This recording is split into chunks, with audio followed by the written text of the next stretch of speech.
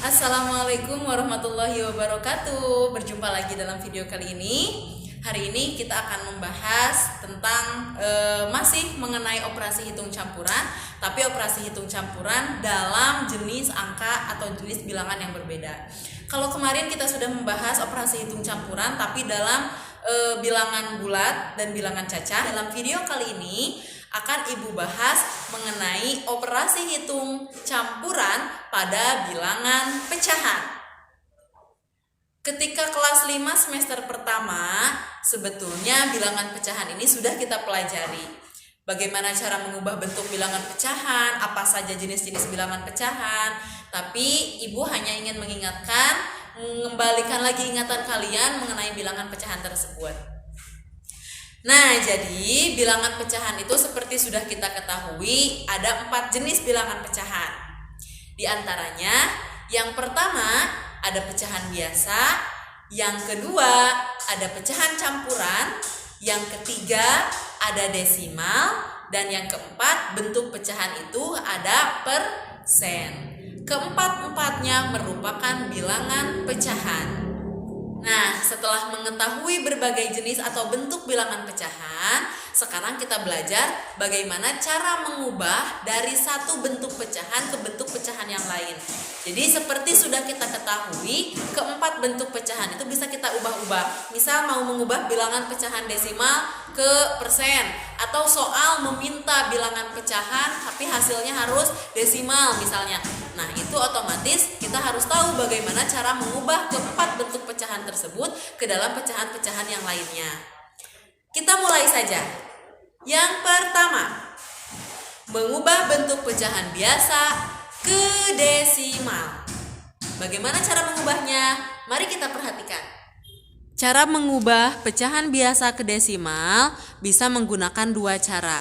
Yang pertama yaitu dengan mengubah penyebutnya menjadi 10, 100, 1000 atau 10.000 atau 100.000 dan seterusnya. Nah, yang mana yang disebut dengan penyebut? Bentuk pecahan biasa kan seperti ini. A misalnya per B. A ini disebut dengan pembilang dan B ini disebut dengan penyebut. Jadi dalam pecahan biasa, bilangan yang di atas disebut dengan pembilang dan bilangan yang di bawah disebut dengan penyebut. Nah, yang harus diubah ke 10, 100 atau 1000 itu adalah yang bilangan di bawah, yaitu bilangan penyebutnya. Kemudian yang kedua, mengubah pecahan biasa ke desimal itu bisa menggunakan cara bagi kurung. Bagi kurung itu seperti apa? Bagi kurung itu adalah cara pembagian yang paling dasar atau paling sederhana yang sebetulnya sudah kalian pelajari. Nanti kita ingat kembali ya. Sekarang kita masuk ke contoh saja. Contoh yang pertama yaitu menggunakan cara ke-1. Cara ke-1 ini yaitu tadi dengan mengubah penyebutnya menjadi per 10, menjadi per 100 atau per 1000 atau per 10.000 dan seterusnya. Nah, cara ke-1 ini hanya bisa dilakukan ketika penyebutnya bisa diubah ke bilangan yang ini, bilangan per 10, bilangan per 100 atau per 1000 dan seterusnya. Contoh ini ada penyebut 5, ada penyebut 4, ada penyebutnya 8. Nah, nanti kita lihat apakah penyebut-penyebut ini dapat kita ubah ke per 100 atau per 10 dan seterusnya. Sekarang kita lihat dulu ini. 3 per 10, 3 per 100, ada 3 per 1000. Artinya apa? Bilangan 3 per 10 ini ketika diubah menjadi pecahan desimal langsung berubah menjadi 0,3. Tidak perlu kamu membagikan lagi, tidak perlu lagi menggunakan kalkulator, hanya dilihat saja. Dari mana 0,3 kita perhatikan ya. 10 atau per 10 ini artinya kita harus menyimpan satu angka di belakang koma. Yang mana yang di belakang koma? Ini merupakan angka di belakang koma. Artinya ketika per 10 maka dibuatlah koma, kemudian simpan satu angka yang asalnya pembilang ke belakang. Di belakang koma. Kalau Ibu tulis ulang seperti ini. Jadi koma, kemudian karena ini 3 per 10, jadi 3-nya ditulis ulang, 3-nya disimpan di belakang koma. Satu angka saja. Nah, untuk mengisi angka yang kosong di depan koma ini kan tidak mungkin ada koma kemudian di depannya kosong. Maka angka yang di depan koma ini adalah angka 0. Nah, seperti itu. Jadi 3/10 artinya sama dengan 0,3. Kemudian 3/100. Ini per 100, nolnya ada 2. Maka ketika diubah ke dalam desimal, berarti nanti harus menyimpan 2 angka di belakang koma. 2 angka itu mana? Ini angka ke-1, ini angka ke-2. Ini namanya 2 angka di belakang koma. Jadi 3/100 artinya 0,03. Jangan pusing-pusing, simpan saja. Ini kan angka pembilangnya hanya ada 1 angka. Ketika pembilangnya ada 1 angka, tambahkan saja 0 di depannya. Yang penting ketika per 100, angka di belakang komanya harus ada 2. Kalau kita tulis dari awal seperti ini ya. Di sini kan ada 2, ada 100, ada 2 0. Berarti nah, koma, kita simpan 3-nya harus di belakang. Begini, kalau kamu menulis 30, ini tidak ada artinya. 0 ini tidak ada artinya. 0 yang ada artinya itu 0 yang di depan bilangan asli. Ini disebut bilangan asli. Jadi 3-nya di belakang, simpan 1 lagi karena harus ada 2 angka di belakang koma. Kosong, bilangan yang kosong ini isi dengan 0. Jadi 3/100 sama dengan 0,03. Sekarang kita lihat 3/1000, sama halnya seperti yang di atas tadi. 3/1000 karena 1000 ada 3 angka nolnya, berarti di belakang koma harus ada 3 angka. Ini angka di belakang koma. 1, 2, 3. Ada 3 angka di belakang koma. Artinya 3/1000 itu sama dengan 0,003. Nambahin nolnya gimana? Sama kayak nambahin 0 yang per 100 ini tadi. Tambahkan nolnya di depan bilangan asli. Atau contoh soal ibu buat lagi seperti ini misalnya.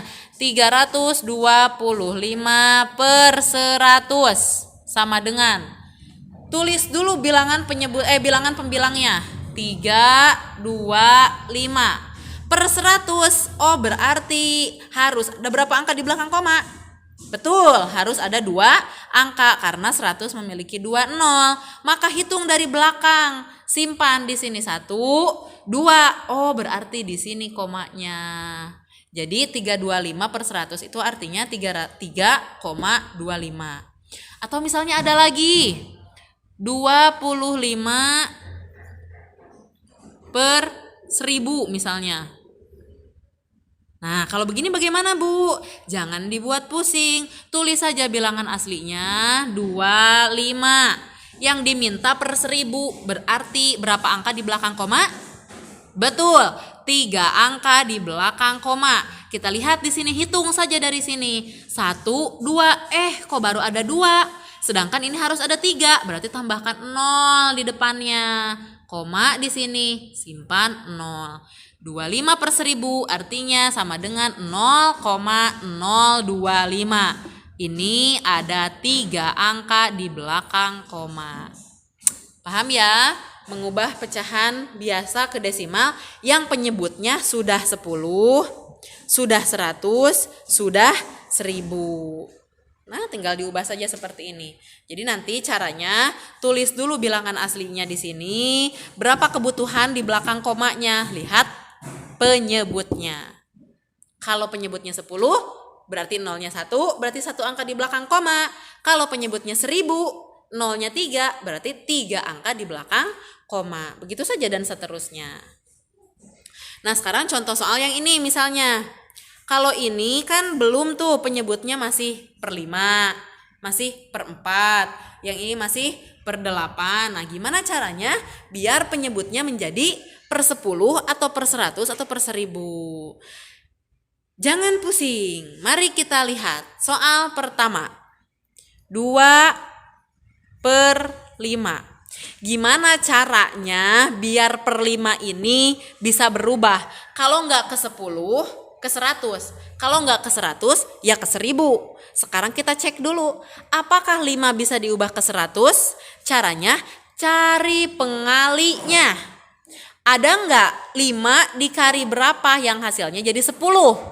Ada. 5 dikali 2. Nah, maka berarti 5 bisa diubah ke per 10, yaitu dikali 2. Kalau penyebut dikali 2, pembilang juga harus dikali 2. Jangan sebelah-sebelah.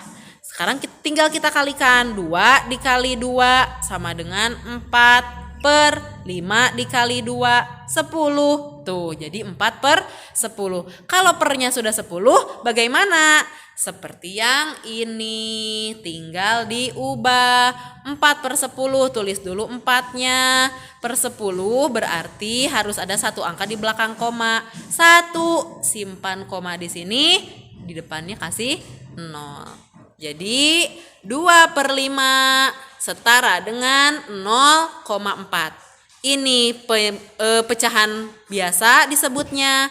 Yang ini disebutnya desimal.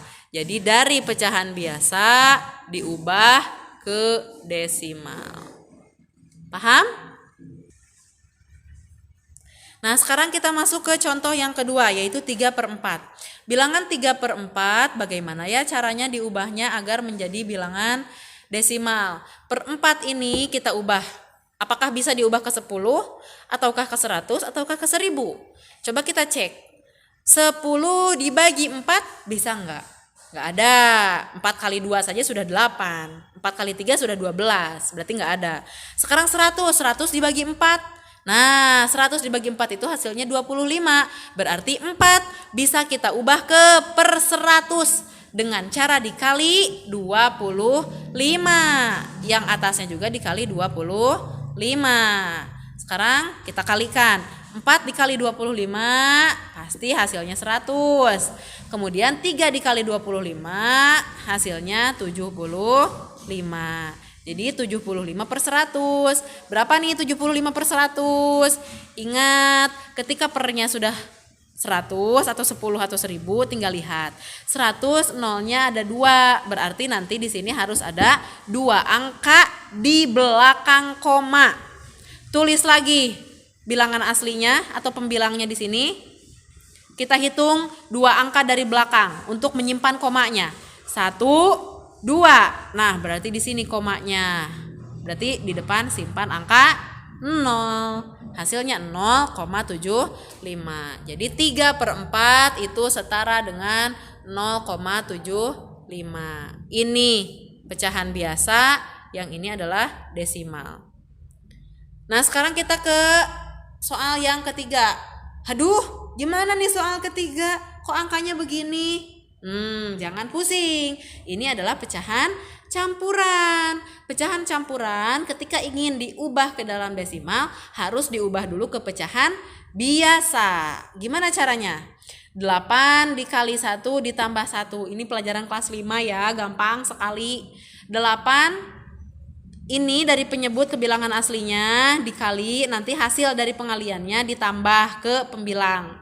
Jadi 8 dikali 1 8 ditambah 1 9 pernya berapa nih penyebutnya? Ini penyebutnya, tulis lagi per 8. Nah, sekarang sudah ada 9 per 8. Kita ubah ke pernya, apakah bisa diubah ke 10 atau 100 atau 1000? Kita cek. 10 dibagi 8 mungkin nggak ya? Nggak mungkin. 10 atau 100 dibagi 8 juga nggak bisa. Oh, berarti kita cek 1000. Apakah 1000 bisa dibagi 8? Yap, betul. 1000 bisa dibagi 8, hasilnya 125. Berarti kita kalikan 125. Pembilangnya juga dikali 125. 8 dikali 125. Aduh, maaf ya. 8 dikali 125 sudah pasti 1000. Kemudian sekarang 9 dikali 125. Ayo kalikan. 9 dikali 125. 9 dikali 125 berapa? Betul, 1125. Nah, sudah ada bilangan 1125 per 1000. Gimana nih caranya? Caranya jangan pusing-pusing. Kita butuh berarti nanti ini ada 3 nolnya, artinya harus ada 3 angka di belakang koma. Berarti 1125-nya kita tulis lagi, 1125. Kita hitung dari belakang 3 angka. 1, 2, 3. Oh, berarti di sini komanya. Nah, jadi 1125 per 1000 itu artinya 1,125.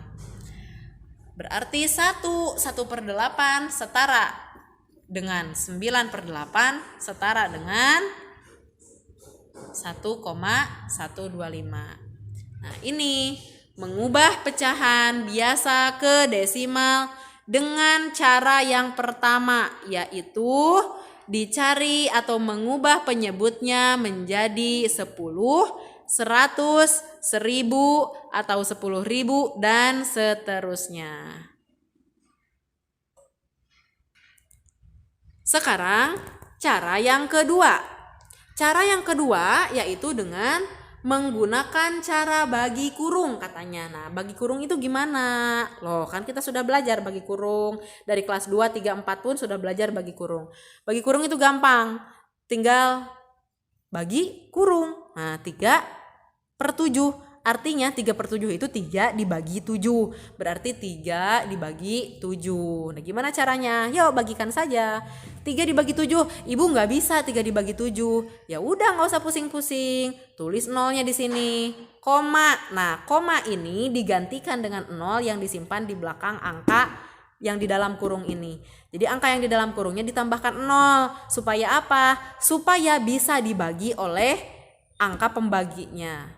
0 di sini 0, di sini 0. Harus seimbang, harus adil. Kalau di sini ditambah 0, di sini juga harus tambahkan 0 ya. Nah, setelah selesai kita bagikan lagi, lanjut. 30 dibagi 7, berapa tuh yang mendekati? 4. 4 dikali 7 sama dengan 28. Dikurangi 0 kurangi 8, jangan garuk-garuk 0 kurangi 8. Minjem 1 ke sini, jadi 10. 10 kurangi 8 sama dengan 2. Nah, ini masih ada angka Bu sisa. Terus gimana? 2 dibagi 7 nggak bisa. Jangan pusing dan jangan bimbang. Tambahin lagi angka 0. Tapi untuk penambahan angka 0 yang kedua kali tidak harus ditambahkan 0 di atasnya. Jadi nambahin 0 di hasilnya cukup 1 kali saja di depan. Ya, sisanya tidak usah. 20 dibagi 7 yang paling mendekati adalah 2. Hasilnya berapa? 2 dikali 7, 14. Kurangi lagi, masih ada lagi. 20 kurangi 14 sisanya 6. 6 dibagi 7 nggak bisa juga, berarti tambahin lagi 0. Jadi 60. 60 dibagi 7 yang paling mendekati berapa? 7 dikali 7. Nah, 7 dikali 7 49. 7 dikali 8 56. Nah, 7 dikali 8, 7 dikali 9 63, berarti lebih. Berarti 8 di sini. 8 dikali 7 56. Kurangi. Sisanya berapa? 40. Masih bisa. Bukan 40 ya, maksudnya 4. 4 dibagi 7 nggak bisa, tambahin lagi 0. 40 dibagi 7 yang paling mendekati berapa? 7 dikali 5 35. 7 dikali 6 42. Berarti 5 di sini. 5 dikali 7 35. Kurangi 40 kurangi 35 5 dan seterusnya. Kalau misalnya ini terlalu panjang, misalnya nanti yang dibutuhkan hanya 2 angka, sudah saja berhenti sampai sini. Nanti dibulatkan, ujungnya dibulatkan. Ada pembulatan ya. Misalnya ini 0,4285. Butuhnya cuman 2 angka di belakang koma, berarti sama dengan ini, yang ini hasil ini kita ubah ke sini. Asalnya 0,4285, kalau dibulatkan 2 angka di belakang koma menjadi 0,43. Aduh. Kenapa jadi 0,43? Karena angka 2 ini pembulatan. Setelah angka 2-nya bilangannya lebih dari 5, jadi tambahin ke sini 1 gitu. Kalau misalnya ini mau dilanjutkan, diteruskan ke bawah misalnya 50 lagi, terus boleh silakan lanjutkan. Nanti hasilnya jadi berapa di sini? Pasti panjang. Nah, ini adalah pembagian kurung namanya. Ya, jadi gitu cara bagi kurung tadi. Yang pertama, tambahkan 0 di sini karena 3 dibagi 7 nggak bisa, nggak mungkin. Jadi tambahkan 0 di sini supaya bisa dibagi 30 bisa dibagi 7. Nah, karena di sini ditambahkan 0, jadi di atas juga hasilnya harus ditambahkan 0, Tapi penambahan 0, ini hanya berlaku ketika kita menambahkan angka yang pertama, angka 0 yang pertama. Ketika angka 0 ditambahkan yang kedua kalinya, tidak harus disimpan lagi 0 di atas. Jadi cukup seperti ini. Ya, itu cara yang kedua. Nah, kalian silahkan pilih, terserah. Mau gunakan cara pertama boleh, mau gunakan cara kedua juga silahkan. Mana yang paling mudah menurut kalian. Atau misalnya bilangannya, ketika bilangan penyebutnya bisa diubah ke per 10 atau ke per 100 atau ke per 1000, maka ubah saja, dikalikan, cari pengalinya. Ketika penyebutnya tidak bisa dikali atau tidak bisa diubah ke 10, tidak bisa diubah ke 100, tidak bisa diubah ke 1000 juga, atau ke 10.000, maka tinggal gunakan bagi kurung. Ya, itu saja. Ini baru mengubah pecahan biasa ke desimal. Nanti yang kedua dan ketiganya mengubah pecahan biasa ke persen atau misalnya desimal ke persen, nanti kita lanjutkan di video selanjutnya. Bye-bye.